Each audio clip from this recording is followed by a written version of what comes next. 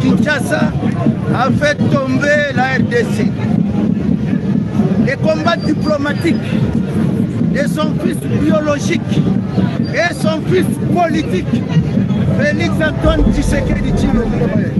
Uko mubona rero Kinshasa ibintu byakomeye, abaturage bakaba buzuye imihanda aho bari kwigaragambya bashyigikira ibihano bikomeye cyane byafatiwe wahoze ari umukuru w'icyo gihugu wakiyoboye imyaka irenga 18 akaba yarafatiwe ibihano na Leta Zunze Ubumwe za Amerika. Abaturage rero by'umwihariko abo mu ishyaka UPDS riyobowe na Perezida Félix Antoine Tshisekedi Tshilombo bakaba buzuye imihanda bakigaragambya bashyigikira Perezida Trump na Amerika kuba yarafatiwe ibihano wahoze ari perezida w'icyo gihugu Joseph Kabila Kabange kubera kumushinja gushyigikira AFC M23. Tugiye kugaruka rero kuri muri yose yakabaye, tunagaruke ku bijyanye no kuba bari gusaba ko uyu mukuru w'igihugu yatabwa muri yombi mu maguru mashya, byose tubirebeho uko byakabaye. Twese cyane rero reka duhere ku byabaye uyu munsi Kinshasa. Ishyaka riri ku butegetsi rya UPDS, ishyaka riyobowe na Perezida Félix Antoine Tshisekedi Tshilombo ryateguye imyigaragambyo ikomeye cyane.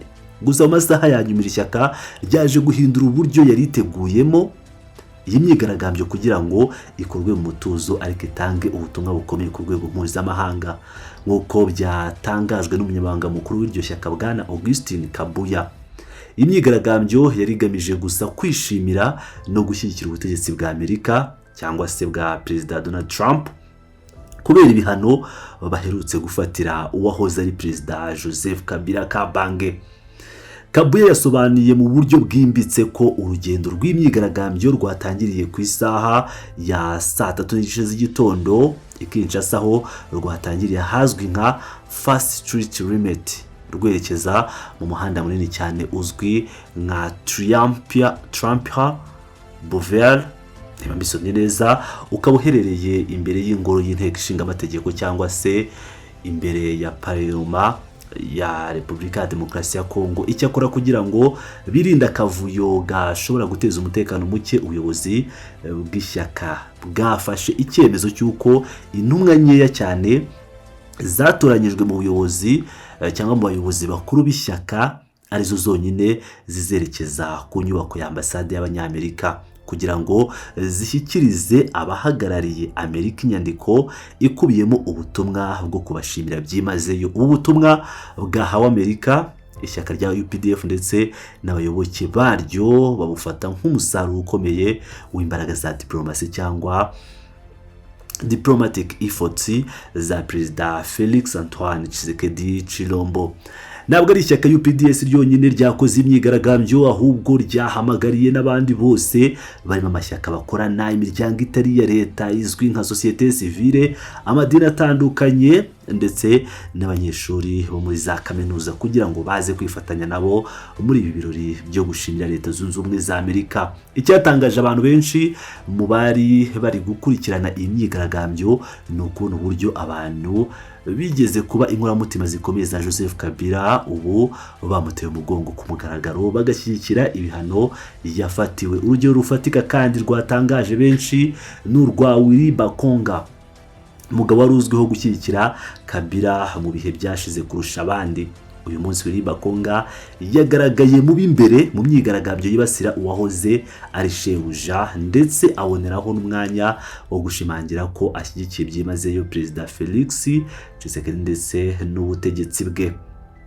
Ariko ntabwo ari ibyo gusa byabereye muri imyigaragambyo. Mu gihe bari mu mihanda humvikanye amagambo akomeye cyane yerekeye guhindura itegeko nshinga cyangwa constitution ya Kongo.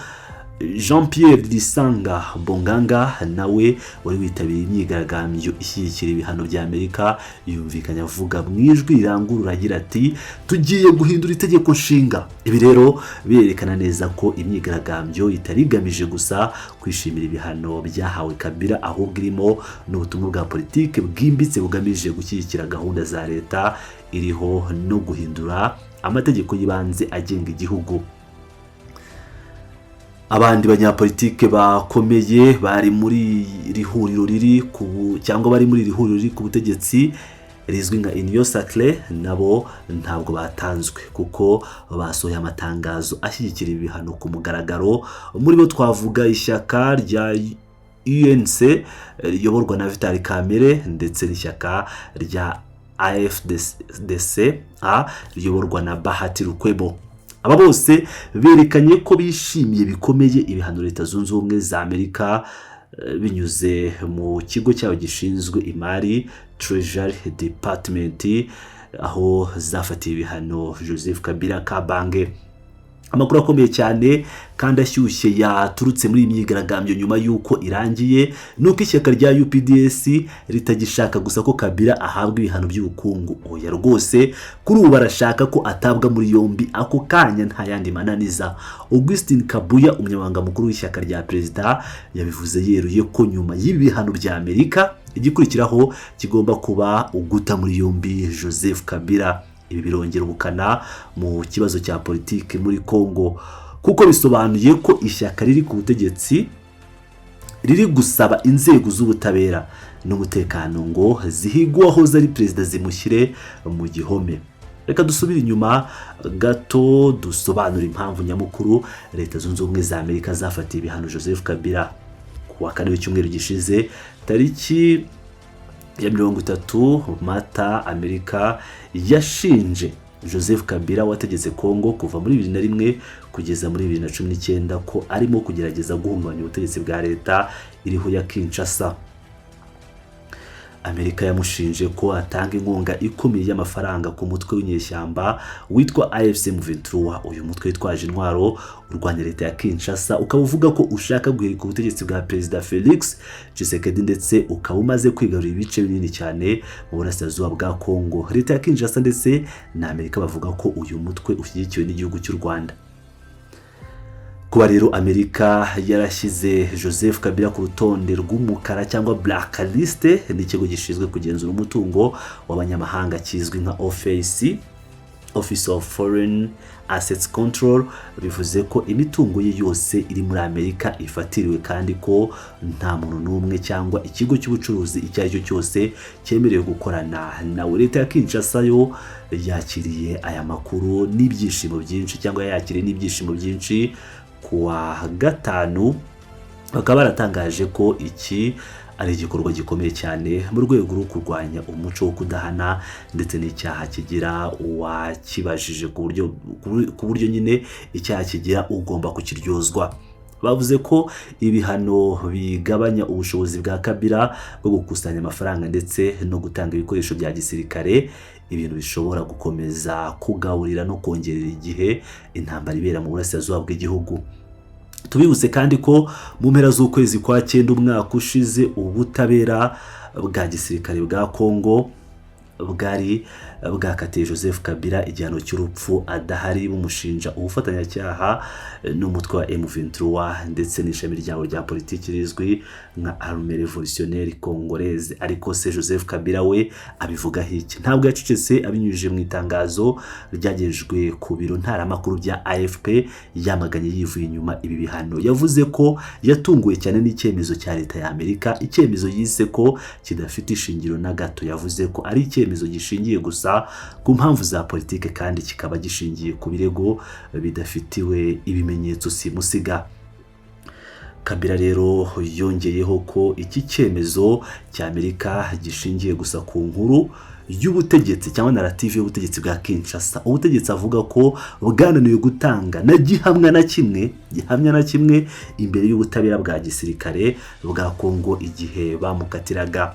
Uyu wahoze ari perezida yijeje abaturage ba Kongo ko akomeje umugambi we wo gukora adacitse intege ndetse akirengagiza igitutu cyose yashyirwaho kugira ngo arandure icyo gitugu kiri mu gihugu muri iki gihe. Ku rundi ruhande ishyaka rya Kabila rizwi nka PPRD binyuze mu ishami ryaryo ryo mu mahanga cyangwa PPRD Diaspora naryo ryamaganye byimazeyo ibihano bya OFAC. Bavuze ko icyemezo cy'ubutegetsi bw'amahanga atari ikimenyetso cyangwa igihano cy'ubutabera bwemewe. Iri shyaka ryanenze bikomeye ibyavuye muri raporo y'itsinda ry'impuguke z'umuryango w'abibumbye cyangwa se UN Group of Experts. PPR de Diaspora yavuze ko ibyo Leta Zunze Ubumwe za Amerika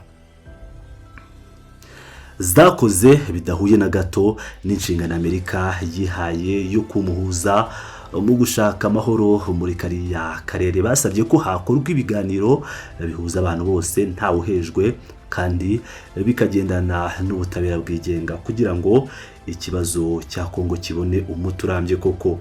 Kugira ngo twumve neza rero iyi nkuru, twumva uburemere bwayo, tugomba gushyira ibintu mu buryo bwagutse tukareba ibyabaye mu ntangiriro z'ukwezi kwa 12.